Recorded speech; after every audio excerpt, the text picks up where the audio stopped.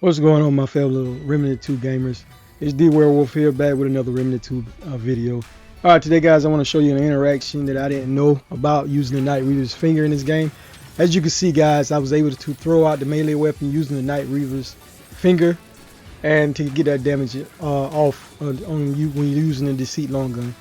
Was a mechanic that I didn't never know about. I never tried. I always thought when using the Night Reaver's finger, you had to be kind of close to the enemies to be able to apply that. You use the melee ability that you get with that particular weapon. But this is just amazing. From a distance, I'm able to launch the melee just like as if, for example, if I was using the hero's sword or the Quell's axe. So, but I think the Night Reaver's finger is more viable because you know one of the things it does is you get life steal whenever you activate that the melee perk on it.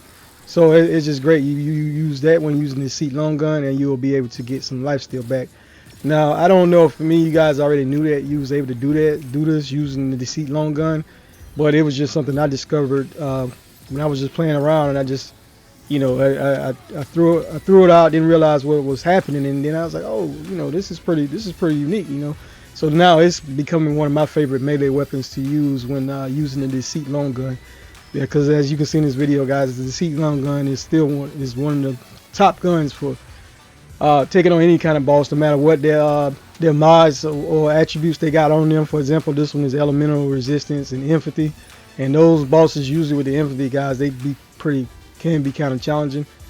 As you can see, I'm killing him pretty fast, and I'm using the Deceit long gun, and I'm able to, like I say, throw the melee from using my Night Reaver's finger to be able to still proc the mod and get the benefits from the mod. So overall, just great. Alright guys, so I'm going to let you finish watching this gameplay, and at the end we will go over the build that I am using in this particular video. Now the build isn't really nothing new. I did change one item that I'm using that I'm still that just makes your projectiles go a little bit faster. Most of you already know what that is. It's the Archer's Crest Ring. But we will finish that in this video, play out, and then we will go over the build I was using at the end of the video. Alright guys, and I want to say thank you for your continued support. It means a lot. And all those who are new to the channel and those who have been there since day one, I really appreciate it. I'm glad to make this content for y'all in this new year, and that's what I'm going to continue to do, guys. And I did say before, I am going to start playing other video games as well, bringing you more content just besides Remnant 2 or even Division videos, because like I said, I play a lot of games, so I want to show you not just one or two games, all different kind of games.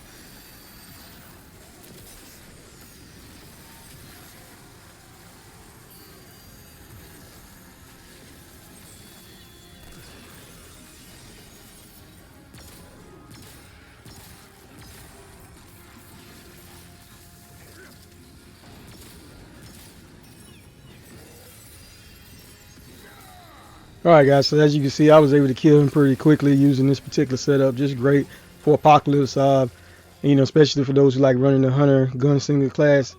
For doing that damage, those are two top classes to go to, but as you can see, I was using the Hunter as my prime class.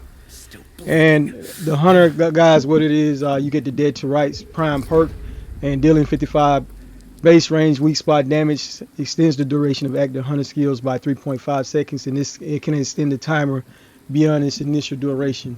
Alright, for my skills, guys, I was using the Hunter Shroud skill, and what it does is the Hunter becomes shrouded, reducing enemy awareness and making them harder to hit while moving. Attacking or activating a mod or a skill will instantly exit Shroud. Exiting Shroud applies a mark to all enemies within 10 meters and grants ambush to the Hunter for 2 seconds. Ambush increases range and melee damage by 50%, which diminishes over its duration. Range and melee attacks still, they apply mark. The Hunter will automatically shroud 1.15 seconds if no offensive action is performed. This has a cooldown of 72 seconds. Guys, you can extend this duration by keep popping your relics. That's why you see in the video I was using my relic quite a bit. And I want to point out marked enemies do have 15% increased crit chance. The relic perks on this class is Intuition. Using the relic extends the duration of any active Hunter skill by 10 seconds. The effect degrades with each subsequent use, and weak spot kills against marked enemies increase the speed of the next relic use within 15 seconds by 5%, and this stacks up to 10 times, so you get a 15% bonus weak spot damage when you use a relic. Alright, urgency. Firearms gain 15%. reload speed, and 15% increased movement speed after a kill. You get a return to sender kills due to weak spot and critical hits, increase ammo drops by 50%, and doubles the chance of ammo drops. You get the Deadeye perk. You gain 40% range damage and 15% weak spot damage and 5% range crit chance. Alright, so let's take a look at the Gunslinger. I was using the quick draw perk skill actually. And what it does, you just pulls out your sidearm. It fires up to 6 shots if you don't hold it. And if you hold it, guys, you will do a lot more damage with one single shot. Alright, the perks on this class is Swift Shot. You gain 15% fire rate, 25% range damage, and 5% critical hit chance for all firearms. Next perk is called Posey Up. Basically, ammo pickups award 30% additional ammo per player, with the bonus split equally amongst the people in your party, and it causes additional ammo boxes to drop on the ground. You got Quick Hands. Firearms gain 10% reload speed. The bonus is double if your magazine is low. And I got Sleight Hand perk. Using a relic, reloads equipped firearms and increases range damage by 15%. And this lasts for 10 seconds. Overall, just amazing to use, guys. And as you can see, my armor doesn't really matter what armor you wear. Now, the relic I was using on this particular build is called a Tranquil Heart. And what it does is it passively grants 2 health regeneration per second. On use, it doubles all health regeneration for 15 seconds. Had a 15% mythic weak spot damage mod on it. I got the mythic healing effectiveness mod on it to get 20% effective healing. And I got mythic range crit damage to get 20% range crit damage. But whatever relic you prefer for this build to make possible, guys, that you did need a Deceit long gun. And what it does is a pinpoint accurate splits barrel rifle that fires 2 penetrating rails, high base damage, but cannot score a crit hit. And you have to charge to fire. The main trait on this gun is called Ouroboros. It conjures 3 sword fragments that encircle the wielder for 30 seconds. Performing a melee lets loose a fragment which taints the blood of targets, causing all attacks from the Deceit to register as weak spot hits for the period of the time. Charge attacks fire all of them at once. So guys, just think about that. If you hold that button longer, it's going to throw out all the blades, and you'll use it up. But it doesn't really matter. Now, I did use the top heavy mutator with this build, and that's why a lot of times you've seen when I was using the mod, I was always basically waiting until my ammo was full before I used the mod, so that I can get the benefit from that top heavy mutator. Now, the Nightshade melee weapon that I was talking about in the beginning, I was calling Night Reaver's Finger, but that's what it is, guys. What it does is it's fast striking claws with a high critical hit chance. Neutral die grants a potential lifesteal. Alright, and the mod on it is called Beyond the Veil. Neutral evade turns to miss, granting Nightshade 5% base damage as lifesteal for 5 seconds. And I paired it with Steadfast, guys, just so that way I couldn't get erupted when I was using it. But charged melee attacks cannot be erupted, and you gain 20% damage from all enemies. I was using the MP60 SMG, but this gun, and I did have the bore mod on, just so that way you shoot that out, guys, and whatever area it hits, when you shoot that area, it'll apply weak spot damage, and it increases range crit chance is increased by 15% when attacking on the shot you're shooting.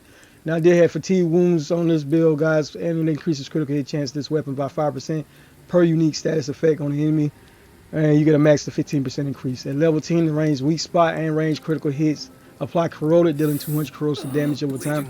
Your handgun didn't really matter, guys. You could use whatever you prefer. I was just using this at the given moment.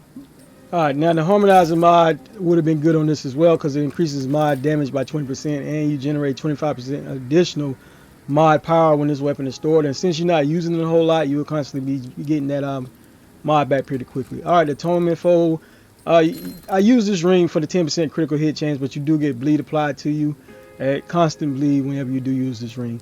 Alright, the Archer's Crest was the ring I was talking about. It increases projectile speed by 20% and decreases weapon charge time by 25%. Since I was using the Deceit long gun, which is a fusion rifle, it really helps boost the projectile speed of that weapon. Probability Cord is good for any type of critical build. Increase critical damage by 30%. And Xana's Malice, you dealing weak spot damage, increases weak spot damage by 10% for 7 seconds, and it stacks up to 3 times. So for 7 seconds, guys, you can get basically 30% increased weak spot damage. And the Night Reaver's Grudge was the amulet that I chose because of the bonus you get when using the Atonement Fold ring. But you gain 20%, just a flat base 200% critical hit chance, and 77% haste. Alright, now if you didn't have that Night Reaver's Grudge, you could easily use the neckbone necklace to get that 25% increase to all damage when suffering from a status effect. You are suffering from bleed. and you also take less damage from bleed when wearing the neck bone amulet with the Atonement Fold ring. Another way you could have went with this particular build, guys, is if you don't have either one of these amulets, you could use the Abrasive Whetstone.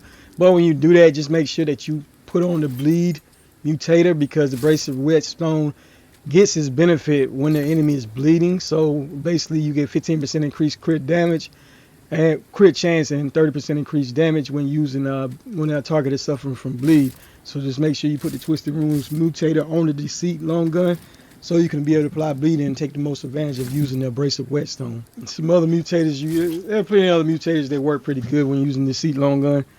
But I was just trying out something new. I do enjoy using the Supercharger mod as well, because it increases the charge time for bows and fusion rifles by 30%, and it also you gain 15% critical hit chance. So this works pretty good too as well when using the Seat long gun if you don't have the other mutators that I was talking about. All right, the traits are long shot comes automatically, ammo reserve comes automatically. You got triage, increase healing by 50%, 10 points in that, 10 points in fortified, increase your armor effectiveness, 10 points in regrowth, so you can keep that health regen. And guys, you are constantly taking bleed, so you need 10 points in that. I put 2 points in Untouchable so I can evade a little bit better.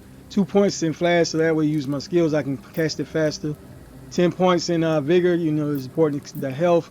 Spirit, increased mod generation by 20%, so you can use your mod more. Expertise reduces your skill cooldown, and I got Bart Skin, reduces all damage. I got 10 points in that.